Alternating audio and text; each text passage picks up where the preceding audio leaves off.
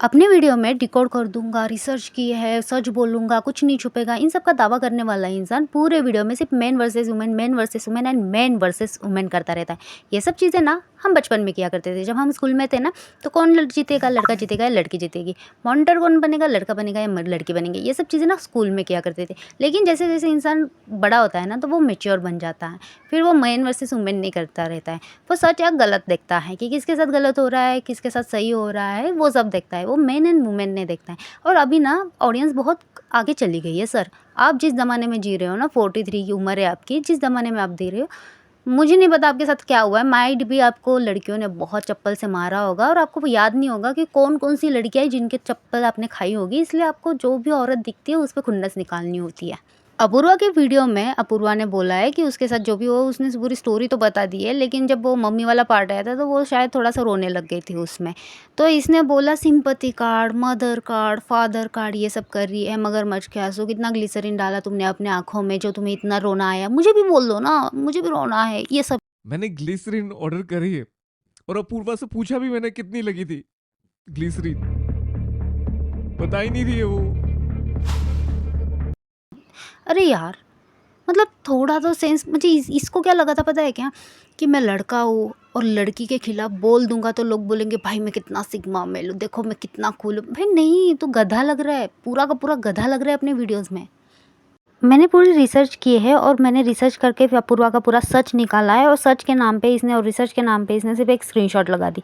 लेकिन इसको ये तक नहीं पता कि वो स्क्रीनशॉट जो है वो रियल है, वो फेक है, इसे कुछ नहीं पता। बस किसी निब्बी ने या निब्बा ने इसे स्क्रीनशॉट भेज दी होगी और इसने भी निब्बो की तरह वो स्क्रीनशॉट लगा दी कि मैंने अपूर्वा को डिकोड कर दिया। अब इसी को रिप्लाई करते हुए ना ग्लोकस ने एक ट्वीट डाला था कि ये जो स्क्रीनशॉट है वो फेक है। एटलीस्ट आप पता तो कर लेते कि ये रियल है या फेक है, क्योंकि इसमें कॉलिंग का और वीडियो कॉलिंग का ऑप्शन नहीं आ रहा है, जबकि मेरे डीएम में कॉलिंग एंड वीडियो कॉलिंग का ऑप्शन आ रहा है। तो पीपॉय के आ गया ईगो पे बात कि मुझे कैसे गलत बोल दिया ना। क्लोकस ने बस इतना ही बोला, लेकिन पीपॉय के तो ईगो पे आ गए कि पीपॉय ने नहीं किया, चैट जीपीटी किया, 4-5 पॉइंट निकाले कि देखो कुछ जगह पे आते हैं कॉलिंग के ऑप्शन, कुछ इस पे नहीं आते हैं। इतने में वो नहीं रुका, उसने और एक स्टोरी लगाई इंस्टा पे कि अब तुम मुझसे माफ़ी मांगो। मेरी जान, I just provided some evidence to you in the DM. I don't want to put my chat with you here on the story, but please clarify. I think I deserve an apology from you. And please do not chase popular narratives. Try to challenge them. I expect that from you. You are a good creator. Don't fall in for this kind of a popular narrative chase. Don't come under any.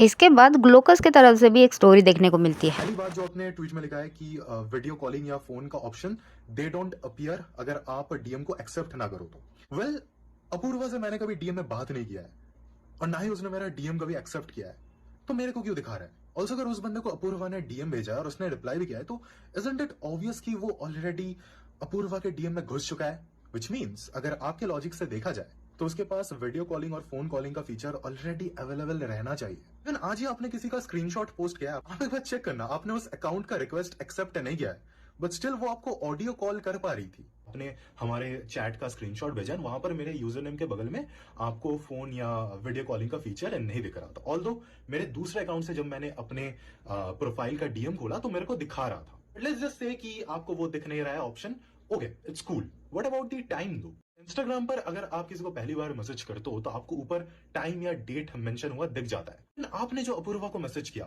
जो publicly आपने x पे post भी किया, उसमें तक time mention था, तो उस वाले फेक एसेस में क्यों नहीं? मुझसे अपोलॉजी मांग रहे हो, बट किस बात की अपोलॉजी सर? क्या आपने कोई प्रॉपर एविडेंस दिया कि ये चैट रियल है? नहीं ना, तो भाई मैं क्यों अपोलोजाइज करूं? ठीक है, कुछ इस पे वीडियो कॉलिंग एंड कॉलिंग का ऑप्शन नहीं दिखता है, लेकिन डेट तो दिखती है ना, डेट एंड टाइम तो दिखता है कि कितने बजे किया था मैसेज, किस तारीख को किया था मैसेज, वो तो दिखता है। तो आपने कहा था कि ग्लोकस ने मेरी स्क्रीनशॉट को फेक बोल दिया है, तो मुझे माफ़ी मांगनी चाहिए ग्लोकस ने। चलो, ग्लोकस ने तो अपना पॉइंट सही बता दिया, आपकी स्क्रीनशॉट है ही फेक। चलो आप अभी माफ़ी मांगो ग्लोकस से, मांगोगे? नहीं मांगोगे ना। इन सब बिहेवियर से ना ये समझ में आता है कि बंदा कितना सेल्फ ऑब्सेस है, कितना इगोइस्टिक है, कितना ज़्यादा मेल ईगो भरा पड़ा है इसके। और इसने अपने वीडियो में क्या बोला स्टार्टिंग में ही, लड़कियां बहुत गालियाँ देगी मेरे कमेंट सेक्शन में। अंकल अपना कमेंट सेक्शन थोड़ा ओपन करके देख लो, लड़कियों से ज़्यादा लड़कों ने गाली दी है इस बार, लड़कों ने दी। लड़के भी इतने पागल नहीं है, वो निब्बा होते हैं जो 18-19 साल के होते हैं, उनको ऐसे लगता है यार लड़की को गाली दे दी, बहुत मस्त बन गया, कूल बन गए, ये सब बच्चे करते हैं। अभी लड़के ना मेच्योर हैं, उन्होंने खुद ने आपको बोला है कि अंकल आप बोल क्या रहे हो, आप एक गाली देने वाली लड़की को ये बोल रहे हो कि तुम्हें अगर रेप थ्रेट्स मिलते हैं, तुम्हें अगर एसिड अटैक की धमकियाँ मिलती है तो वो नॉर्मल है। भाई वो गालियाँ दे रही है, कैरी मिनाती भी देता है, लक्ष्य चौधरी भी देता है, ये सब लड़के बोल रहे हैं आपके कमेंट सेक्शन में। नॉर्मल लाइफ में भी लड़के गालियाँ देते हैं, नॉर्मल लाइफ में भी ऐसे वर्ड्स यूज़ होते हैं। और रहा सवाल वो gold digger and sugar daddy का, वो जो भी वीडियो में अपने बोलती रहती हैं वो सार्केज़म में बोलती है। ये सब लड़के बोल रहे हैं आपके कमेंट सेक्शन में कि वो लड़की जो है वो सार्केज़म में बोलती है क्योंकि उसने अपने चैनल का नाम रेबल किड रखा है, तो वो उसके साथ रिलेट करना चाहती है, तो वो सार्केज़म में बोलती रहती है कि मेरे को तो शुगर डैडी मिल जाएगा, मेरे को तो। अरे वो इतना ज़्यादा अर्न करती है, वो बंदी मुंबई के उस एरिया में रहती है जहाँ पे लोग रहने के सपने देखते हैं, वो अर्न करती है। उसके खुद की कोलैबोरेशन इतने ज़्यादा होते हैं, उसकी सीरीज़ आती रहती है। अभी उसने 2-3 सीरीज़ में काम किया है, अनन्या पांडे के साथ भी काम किया है उसने। उसके बाद उसने एक मूवी नादानिया में भी काम किया है। और आप क्या बोल रहे हो, वो शुगर डैडी, उसका भी खुद का टेस्ट है भाई, टेस्ट है। जस्ट बिकॉज मल्टीपल रिलेशनशिप किसके नहीं है। इवन रणवीर अलाहाबादिया ने खुद की वीडियो में एक बार कबूल किया कि उसके कुछ 8 से 9 रिलेशनशिप हो चुके हैं, 8 से 9। बस एक फ़र्क होता है कि रेबल किड जो है वो मजाक में बोल देती कि मेरा तो ये था, मेरा तो वो था। और जो रणवीर अलाहाबादिया उसने थोड़ा स्पिरिचुअल वे में समझाया कि आपके लाइफ में लोग आते हैं, कुछ सिखाते हैं, कुछ चलते हैं, कुछ नहीं चलते। लेकिन रणवीर अलाहाबादिया ने खुद कबूल किया है अपने वीडियोज़, ब्रेकअप वाले वीडियोज़ में, कि उसके कुछ 6 to 8 रिलेशनशिप्स थे, जिसमें से कुछ 2-2 महीने तक चले थे, नहीं चले थे। एक सीरियस था जिसमें उसको चीट मिला था, बस। तो भाई दोनों नहीं बने, बस एक ने बताने का तरीका थोड़ा सा डिसेंट रखा है और एक थोड़ा सा मजाक वे में बोलती है। बहुत लड़कियां ऐसे कंटेंट बनाती है जो सार्काज़म वे में होता है। एंड अपनी वीडियो में अपूर्वा के बारे में बात करो ना, सिंपली उसके बारे में बात करो। अपनी वीडियो में तुम अतुल सुभाष क्यों लेके आ रहे हो, कहाँ रिलेट कर रहे हो, ताकि तुम एक इमोशनल टच वहाँ पे लेके आना चाहते हो, ताकि लड़के और ज़्यादा तुम पे ट्रस्ट करके देखो भाई हमारे साथ कितना बुरा हो रहा है। भाई अगर आज भी अगर रिपोर्ट खोल के देखें ना, तो इंडिया में औरतों के साथ ज़्यादा बुरा हो रहा है, ठीक है। अगर मेन वर्सेस वुमेन करने का इतना ही शौक है एक एलिमनी से, और इससे इतनी फटी पड़ी है तुम्हारी, तो शायद आप भूल गए हैं आज भी 90% औरत डेटा के हिसाब से डिप्रेशन में है। क्यों? फैमिली ट्रॉमास के वजह से, हस्बैंड के वजह से। कितनी औरतें हैं आसपास, ज़रा देखना घुमा के। अभी यहाँ पे ना मेन वर्सेस वुमेन का नीचे कमेंट सेक्शन में ये मत करना निब्बा लगे लड़के कि कुछ भी बोले जा रही है। जरा देखना, अपनी मम्मी क्यों ही देखना, आसपास देखना कि कितने ऐसे मर्द है जो दारू पी के आते हैं और औरतों को पीटते हैं। इतना मेन वर्सेस वुमेन, एक इसमें इतनी जली पड़ी है तुम्हारी। जो इंसान अभी इस दुनिया में ही नहीं है। अतुल सुभाष का केस लेके आ रहे हो, क्या रेबल का क्या कनेक्शन है अतुल सुभाष, इतना बोलो। जानबूझकर अतुल सुभाष को लेके आ रहे हो, शर्म नहीं आ रही है कि कोई इंसान दुनिया छोड़ के चला गया और तुम उस पर व्यूज़ ले रहे हो कि अतुल सुभाष के साथ ये सब हुआ है। क्यों हुआ है? ऐसी लड़कियों की वजह से हुआ है। भाई वो उसकी बीवी नहीं है। कल अगर किसी लड़की के साथ गलत होता है तो हम बोल देंगे क्यों हुआ है ये सब, पीपोई की वजह से, पीपोई जैसे लड़के हैं ना जिंदा, इसलिए ये सब हुआ है। सेंस बनता है इस बात का। अतुल सुभाष की वाइफ ना रेबल नहीं है, तो तुम ये नहीं बोल सकते, रेबल को उसके साथ जोड़ ही नहीं सकते हो। और क्या बोला तुमने, यूजी भाई के साथ ऐसी लड़की एलिमनी मांगती है जाके। भाई यूजी ना कोई दूध पीता बच्चा नहीं था जो उसकी शादी घर वालों ने करवा दी है, उसने भी कुछ देखा था। अब उसको भी खूबसूरत बीवी चाहिए थी, उसने भी तो देखा था ना। क्यों जाके उसने बदसूरत लड़की से शादी की? नहीं, उसे भी तो अपने से भी ज़्यादा 10 गुना, मतलब 10 गुना भी नहीं 100 गुना ज़्यादा खूबसूरत लड़की मिली थी। उसने भी तो देखा था ना खूबसूरती, उसने जाके खूबसूरती देखी, इसने पैसा देख लिया। और तुम बोल रहे हो कि एलिमनी मांगने वाली लड़कियां, तो भाई उसको भी थोड़ी सी तमीज़ सिखा दो, उसको थोड़े संस्कार सिखा दो कि भाई हर बार फेस नहीं देखते, हर बार बॉडी नहीं देखते। इट्स ओके अगर तुम्हें नॉर्मल दिखने वाली लड़की भी मिल गई है तो नहीं, लेकिन उसको तो हूर की परी चाहिए थी, बहुत खूबसूरत लड़की चाहिए थी। और तुम उस किसी के भी साथ कुछ भी कनेक्शन जोड़ रहे हो। रेबल का क्या कनेक्शन आता है? ना अतुल और ना ही यूजी के साथ कनेक्शन आता है। उनकी बीवियाँ उनको देख लेंगी, रेबल को क्यों जानबूझकर जोड़ रहे हो उन सब के बीच में? जो इंसान इस दुनिया से ही चला गया उस पर व्यूज़ खा रहे, थोड़ा सा तो शर्म कर ले यार, थोड़ा सा शर्म कर ले। और तुम बोल रहे हो कि उसने आशीष चंचलानी की डिप्रेशन का मजाक बनाया। आशीष चंचलानी जब लेटेंट पे आया था ना, तो उसको अच्छे से पता है कि भाई अगर मैं लेटेंट पे आ रहा हूँ ना, तो मेरे किसी भी चीज़ का मजाक बन सकता है। इसीलिए वो लेटेंट में है, वरना वो मना कर देता। उसको पता है किसी भी चीज़ का ये हो सकता है।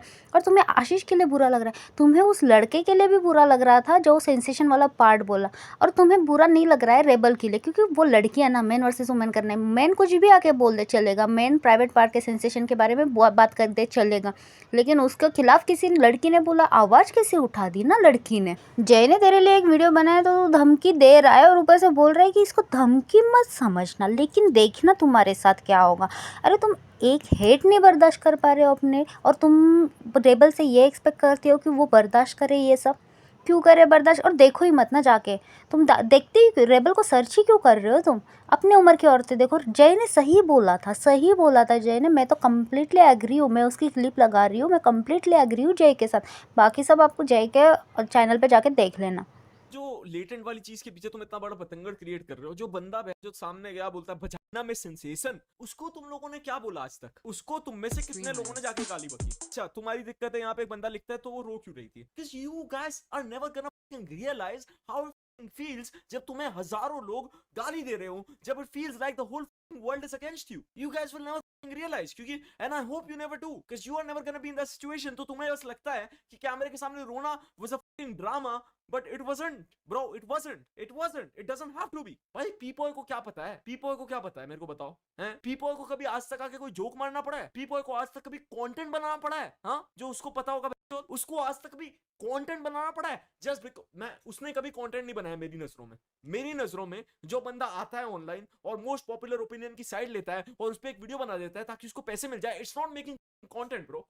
उसको कभी रिस्क नहीं लेना पड़ा, उसने कभी कोई जोक नहीं मारा, उसको कभी वो चीज बैकफायर नहीं होगी, तो उसको नहीं पता भाई कि कैसा फील होता है। People, when you go to your friends, when you talk to your friends, when you talk to your friends, and I'm really sorry for assuming you have any, but when you go talk to your friends, do they really care about what Rebel Kid did? तुझे बोले क्या दिक्कत हो गई इतनी ज्यादा कि ये करना पड़ रहा है तुझे इस उम्र में? तेरी उम्र में आने के बाद रेबेल किड पता भी नहीं होना चाहिए। ये तू डिस्टर्ब हो रहा है, हद है। वैसे ये स्ट्रीम उड़ जाएगी क्योंकि ये जो है ना, इसकी औकात है नहीं कि ये 4 गालियां सुन ले। ये जो है ना स्ट्रीम रिपोर्ट करता है। आरू की भी उड़ गई, मेरी भी उड़ जाएगी, लेकिन मेरी 4 स्ट्रीम उड़ा दे, मेरा चैनल उड़ा दे, मेरी चार्ट नहीं उखाड़ रहा तू। जब भी कुछ भी गलत हो रहा हो और तुम्हें सिंपैथी चाहिए हो, रो दो, तो मैं रो दी।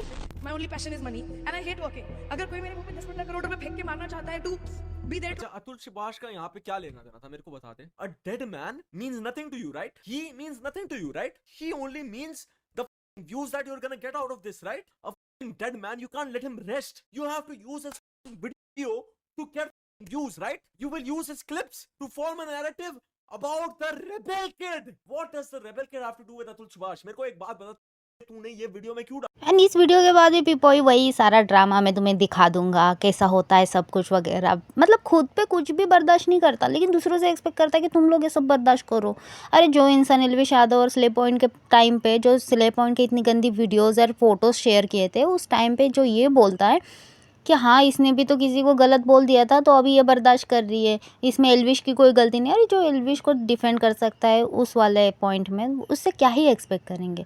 Really shame on you people, shame on you.